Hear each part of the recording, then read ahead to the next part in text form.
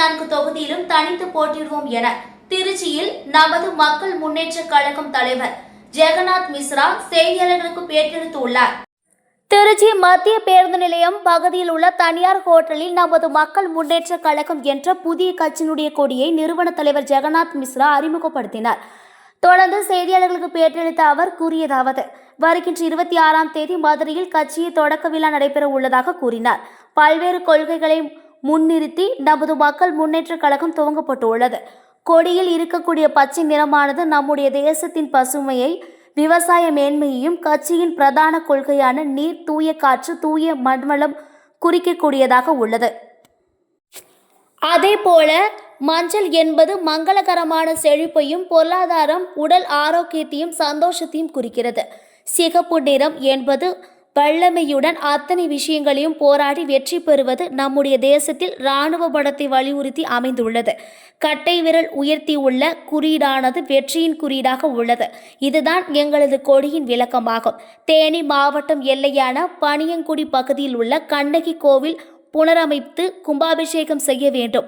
ஒவ்வொரு பௌர்ணமி 3 நாட்களிலும் கண்ணகியை தரிசிக்க வழிவகை செய்ய வேண்டும் என்பதை முன்வைத்து கண்ணகி நீதி யாத்திரையை டிசம்பர் மாதம் நடத்த உள்ளோம்.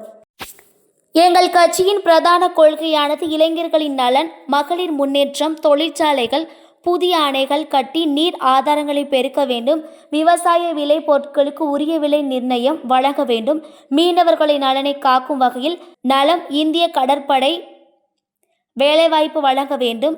ஒரு நிமித்த கருத்துக்கள் கட்சியினுடன் கூட்டணி அமைத்து எங்களது கூட்டணி வலிமையாக அமையும் என எதிர்பார்க்கிறோம். திமுக ஆட்சி திருப்திகரமாக உள்ளது. எங்களது கொள்கை தலைவராக நாங்கள் நேதாஜியை முன் உதாரணமாக வைத்துள்ளோம். 234 தொகுதி எங்கள் கட்சி வலுவாக உள்ளது.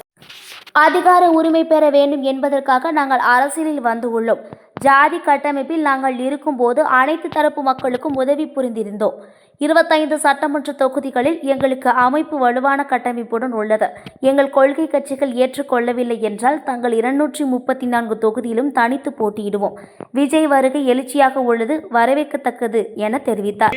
தூய காற்று, தூய மண்வளத்தை குறிக்கக்கூடியதாகவும், அதேபோல் மஞ்சள் நிறம் மங்களகரமான செழிப்பையும், பொருளாதார மேம்பாட்டையும், உடல் ஆரோக்கியத்தையும், சந்தோஷத்தையும் கொடுக்கக்கூடிய மஞ்சள் நிறத்தை நாங்கள் கொடியின் நடுவில் வைத்திருக்கின்றோம்.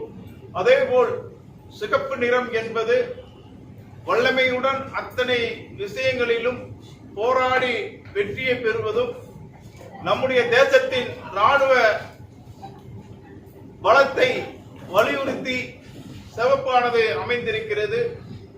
நடுவிலே கட்டை விரலை உயர்த்தி இருக்கக்கூடிய குறியீடானது வெற்றியின் குறியீடாக, ஒட்டுமொத்த தேச மக்களின் வெற்றிக்கான குறியீடாக நாங்கள் அமைத்திருக்கிறோம் என்பதை இந்த நேரத்திலே கொடி விளக்கத்தை தெரிவித்துக் கொள்கின்றேன்.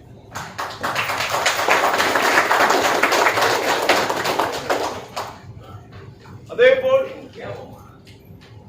மங்களதேவி கண்ணகி தேவி அவர்களுக்கு பூம்புகார் மண்ணில் இருந்து கண்ணகி தெய்வமாக அமைந்திருக்கக்கூடிய தேனி மாவட்டம் தமிழக எல்லை பகுதியான வலியங்குடி பகுதியிலே மிகப்பெரிய ஒரு கோயிலை கட்ட வேண்டும், புனரமைப்பு செய்து மகா கும்பாபிஷேகம் நடத்தி கோயிலை கட்ட வேண்டும். ஒவ்வொரு பௌர்ணமி 3 நாட்களும் அம்மனை தரிசிக்கக்கூடிய வகையிலே வழிவகை செய்திட வேண்டும் என்று கண்ணகி நீதி யாத்திரையை வரும் டிசம்பர் மாதம் நடத்த உள்ளோம் என்பதை இந்த பத்திரிகையாளர் சந்திப்பின் வாயிலாக தெரிவித்துக் கொள்கிறேன்.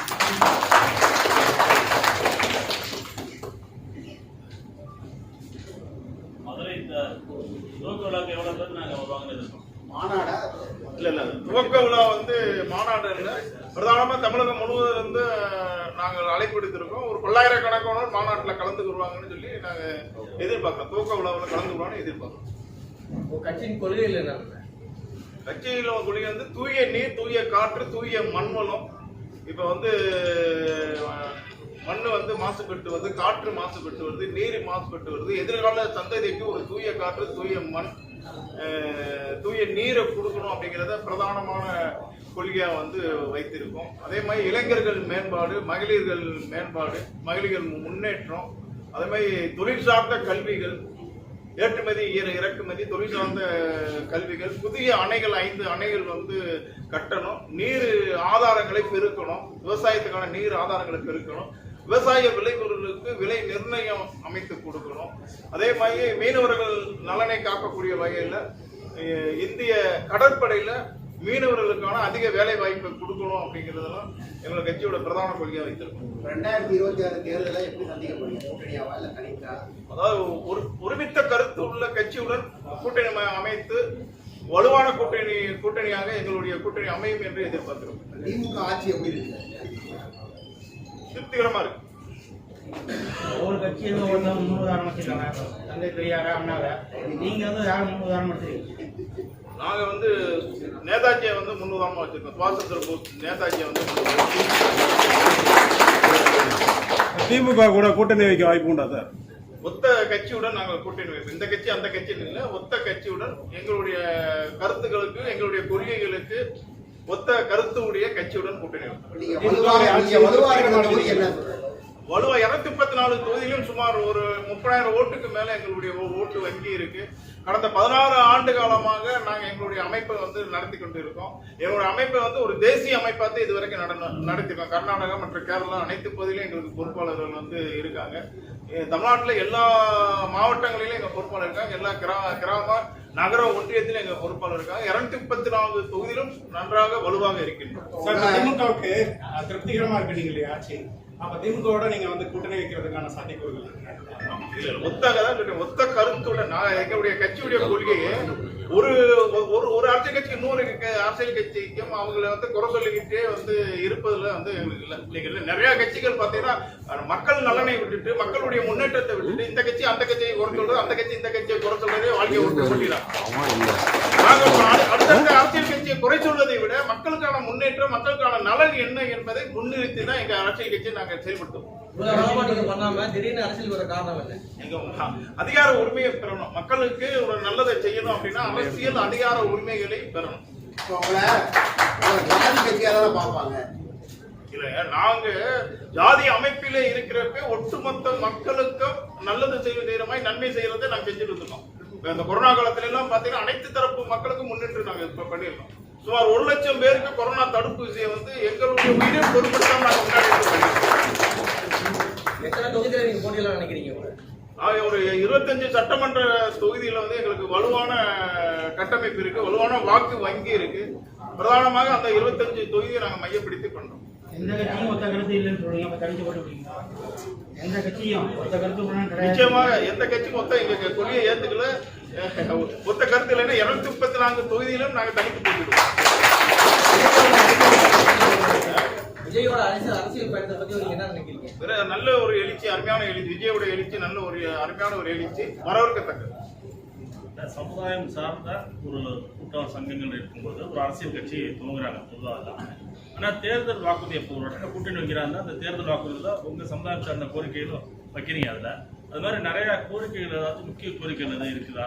இந்த மாதிரி ஏதாச்சும் உங்களுக்கு சொல்ல வேண்டிய ஒட்டுமொத்த நாட்டின் நலம், நாட்டின் மேம்பாடு, நீர்நிலை ஆதாரங்கள் விரிவுபடுத்தணும். நீர்நிலை ஆதாரங்கள் ரொம்ப ரொம்ப குறைந்து வருது.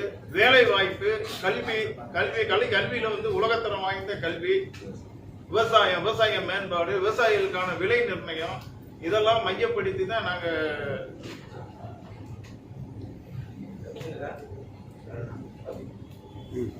தேங்க்யூ. சாப்பிட்டு போங்க, பத்திரிகையாளர் சாப்பிட்டு போங்க.